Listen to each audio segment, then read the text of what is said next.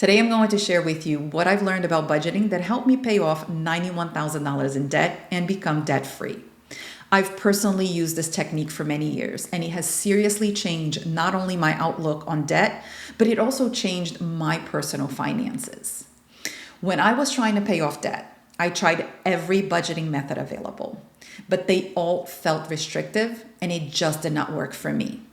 So in order for me to actually make it work, I had to simplify and create a flexible method that not only was realistic for me and my finances, but also it empowered me to stick with it to become debt free. So whether you're brand new to budgeting or you've tried it before, but it didn't work out for you, I want to share with you the method that I still use today and give you the step-by-step of what I do so you can get a better idea on how to apply your own circumstances to make it work. And don't worry, I'll keep things simple and easy to follow. So the first thing that I did after failing budgeting for so long was to ask myself, why even bother with a budget in the first place? At the time, I didn't realize that what I was doing was merely following what was working for somebody else instead of creating a budget that would work for my family and our circumstances. The problem for me was I wanted perfection. I wanted to believe that what others were teaching and achieving was the correct method. Because if it was working for them, it must work for me too, right? But I was wrong. And my budget was failing every single time. So once I decided to create my own budget style using what I had to work with and not limit myself to the point where I didn't have any breathing room, it started to unravel and it became fun. And then I created my own game out of it, which led me to pay off over $91,000 in debt in 3 years. So what I've learned is that budgeting is not about limiting yourself or cutting everything out. It's actually about understanding what to do with your money, knowing where your money goes, making sure your needs are covered, and giving yourself permission to spend on the things that matter most to you. So before we go any further and I explain to you what I did, it's important for you to get clear on what you want to achieve with your budget. So let's start by talking about your goals. Because unless you have goals, you don't have a direction. I want you to take a minute and ask yourself this question. What do you want your money to do for you? Do you want to save for a new car? Are you trying to pay off debt? Or are you just hoping to stop the stressful cycle of living paycheck to paycheck? You are the only one that knows what you want your money to do for you. So take a minute to think about what you want to achieve and write down your goals somewhere, because having those goals in mind makes sticking to your budget so much easier, especially when you hit a rough patch. For me, having a clear goal is what gave my budget a real purpose. The same goes for your money. Without a specific goal, it's easy to lose focus, get distracted by the little expenses here and there, and then you end up nowhere near where you want to be. When you have a clear set of financial goals, that's when you're in control of your money and you tell your money what to do for you. So whatever that goal is for you, write it down, give it a direction so it creates a roadmap for you and you will prioritize what really matters to you. However, I also learned that during my personal journey that having a goal is not just about direction. Your goal also has to keep you motivated. Because let's be honest, sticking to a budget can be tough sometimes, especially when you're tempted by a flashy sale or a fun night out with friends. But when you have that goal that motivates you and you want to achieve it so bad, it's so much easier to say no to those impulse buys and that night out because you know exactly what you're working towards.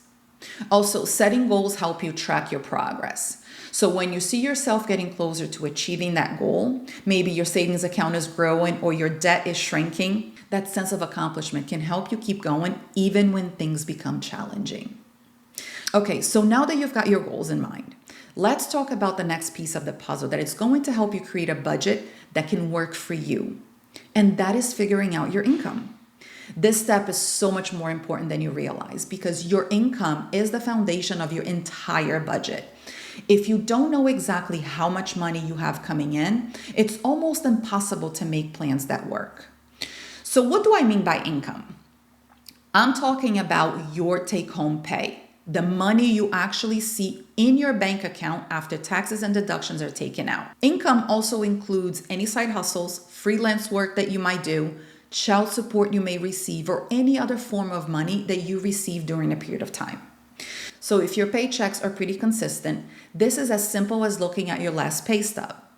But if you get paid weekly or bi-weekly, or if your income changes from month to month, you will need to do a little extra calculation. So if you get paid weekly, you will have to multiply your paycheck by 52, which is the number of weeks in a year.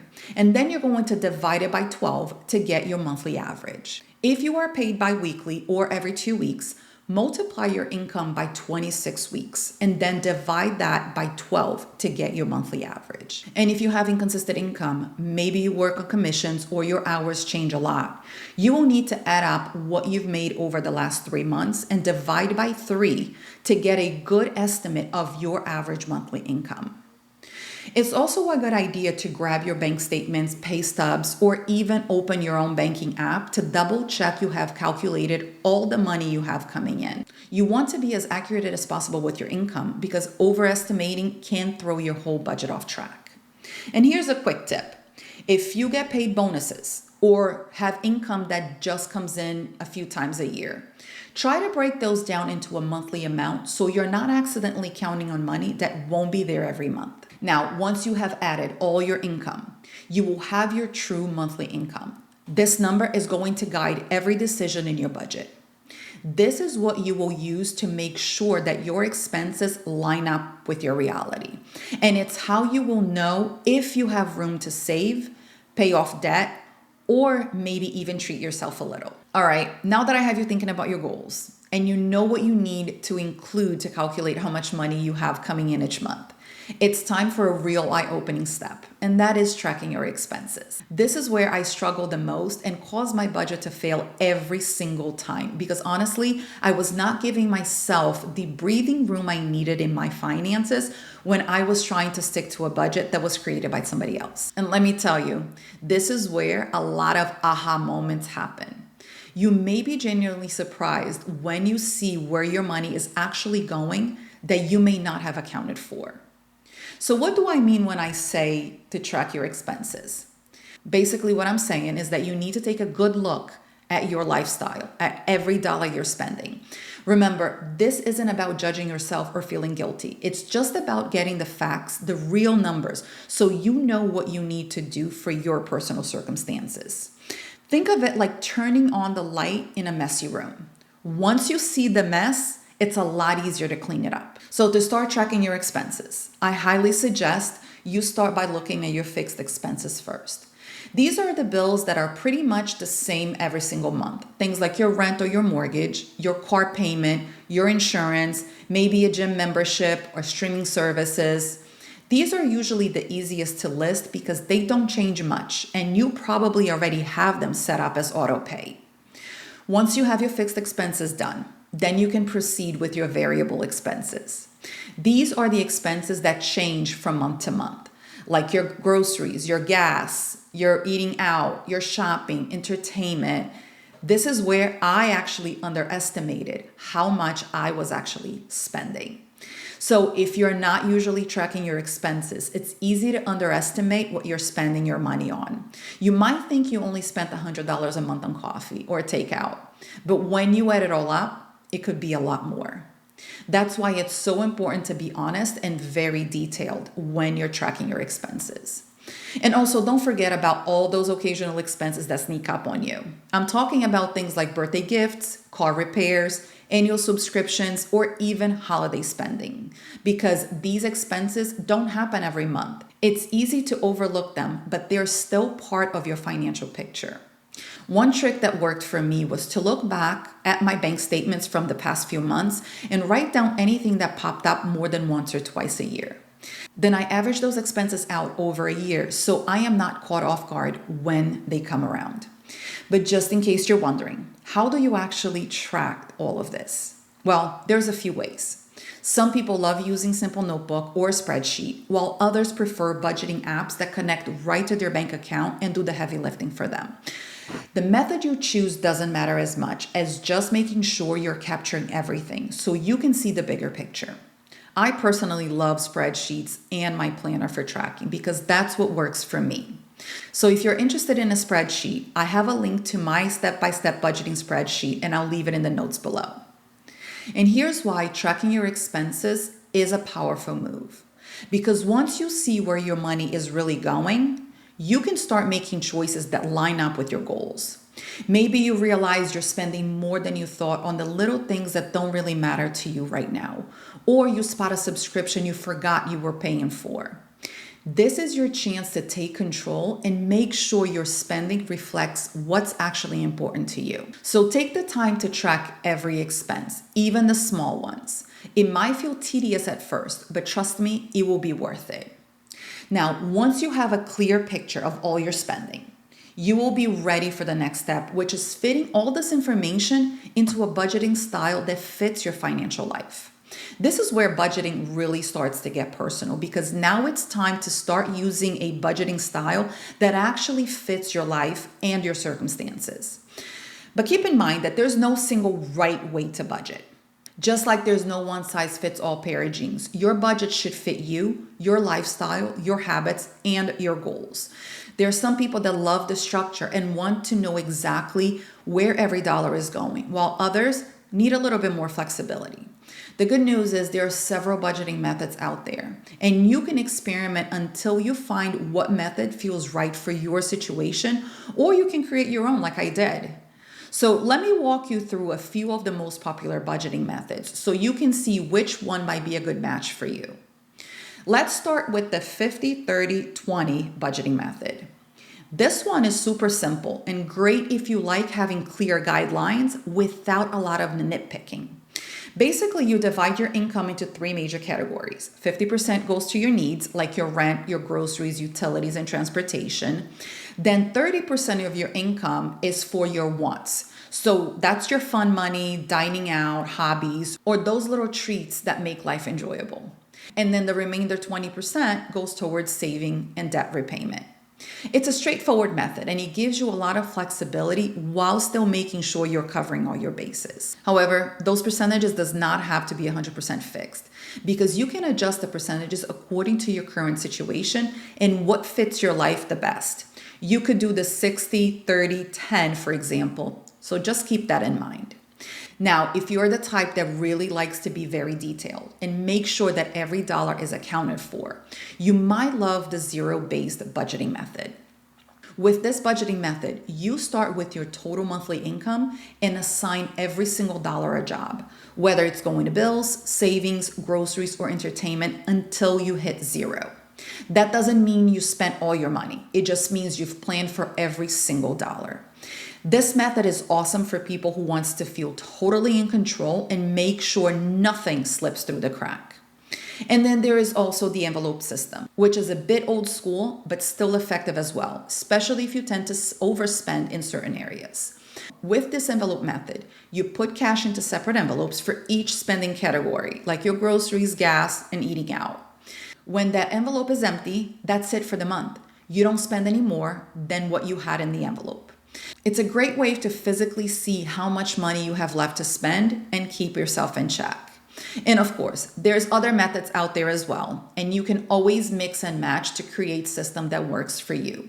Maybe you can use a 50-30-20 rule for your overall budget, but you use the cash envelope for categories where you tend to overspend more.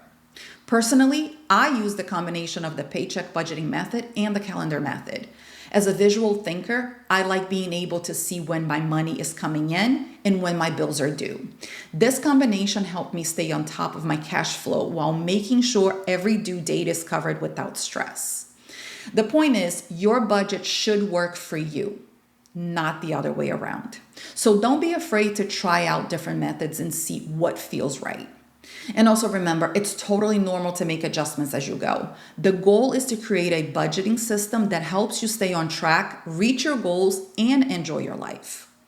Now that you know about the budgeting style options, let's start making adjustments to your budget. This is where my budget really started to come alive and work for me and not against me this time around. So let me share what this looks like in real life. You got your income written down, you know your expenses, and you've picked the budgeting style. Now it's the time to put all those numbers together and see how things stack up. This is the moment of truth. Are you spending less than your income? Are you breaking even? Or are you, like so many people, realizing that your expenses are actually higher than your income? If you find that your expenses are higher than your income, don't panic. This is a super common situation, and the good news and the reason why tracking is so important is that it allows you to catch it before it turns into a bigger problem. The first step you need to do is to look at your variable expenses because these are usually the easiest to adjust. Maybe you notice you're spending a lot more on takeout or entertainment than you realized.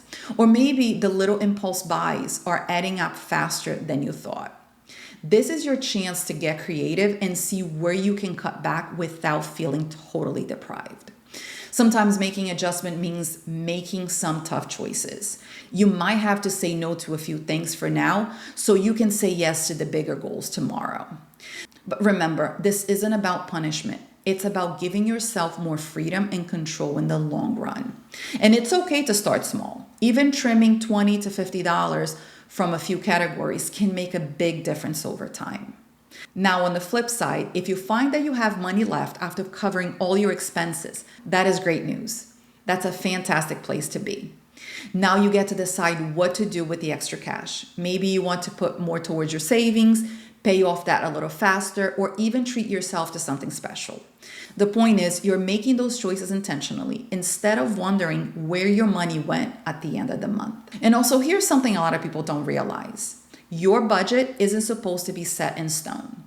Life changes and your budget should change with it. Maybe you get a raise, or your rent goes up, or you decide to take a new hobby. That's totally okay. The best budgets are flexible and can be adjusted as your life evolves. So don't be afraid to revisit your numbers every month or even every week at first and make tweaks as you go. All right, now that you understand the importance of adjustments and your budget is starting to fit your life, let's talk about how to actually stick with it.